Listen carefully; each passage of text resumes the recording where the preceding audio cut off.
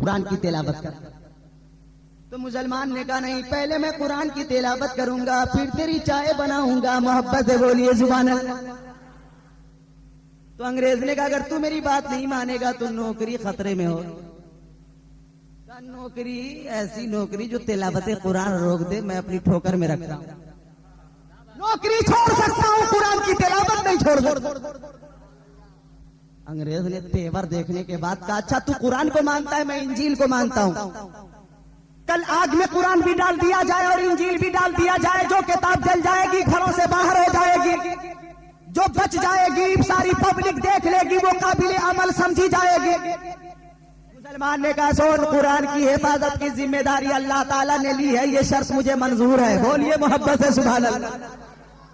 वक्त का इंतखाब हो गया, जगह की तायीन हो गई कि कल फला वक्त में फला मकाम पे आके शोले भड़केंगे, कुरान भी डाला जाएगा, इंजील भी डाल दिया जाएगा। शर्त मंजूर कर ली है मर्दे मोमिन ने। अब रात हुई तो अंग्रेज के पास एक ऐसा केमिकल था, क्या था, जो कागज पे लगा दिया जाए और कागज को आग में डाल दिया जाए तो आग की मजाल नहीं कि कागज को जला। केमिकल बनाने में अंग्रेज बहुत आगे है और छोटी छोटी चीजों पे रिसर्च करने में भी बहुत आगे है।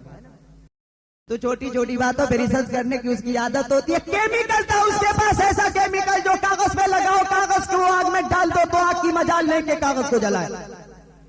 अंग्रेज रात भर इंजील के एक एक पन्ने में केमिकल लगाया, एक एक पेज में केमिकल लगाया, एक एक सफ़े में केमिकल लगाया, एक एक बर्क में केमिकल लगा दिया। अंग्रेज को यकीन था कि आज इंजील को जला नहीं सकती, लेकिन एक गुजी दर्रा के मोमिनों, सुन्नी नौजवानों, माँ बहनों तवज्जो करो, रात भर अंग्रेज केमिकल लगाता रहा और एक मर्दे मोमिन रात भर सर को सजदे में रखकर अपने मौला को याद करता रहा।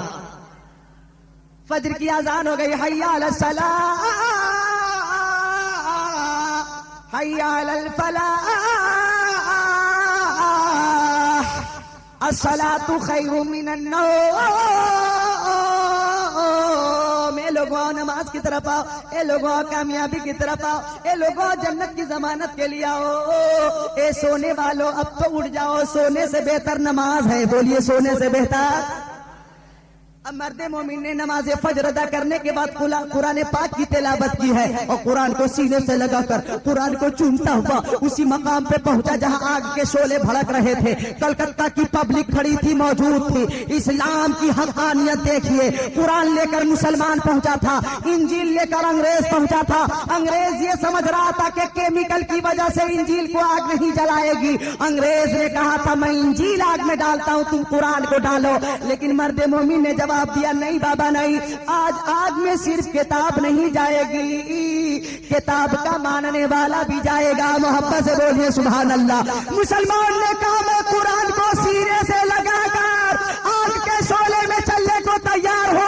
अगर तू सच्चा है, तेरा मजहब सच्चा है, तेरी किताब सच्ची है, तो तू इंजील को सीने से लगाकर आग में चलो। सारी पब्लिक देख रही है, सबने इस बात पे मुत्तफिक होकर इजहार ख्याल किया मुसलमान सही कह रहा है। आज हक़ानियत और हक़ व बातिल देखा जाए। तवज्जो कीजिए हज़रात, मर्दे मोमिन ने जैसे ही ये शर्त रखी, अंग्रेज पसीने में तरबतर हो।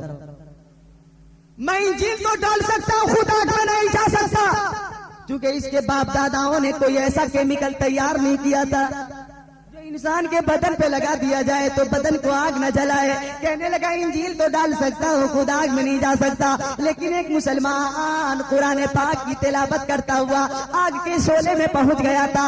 आधा घंटे तक घूमता भी रहा, कुरान की तिलावत भी करता रहा।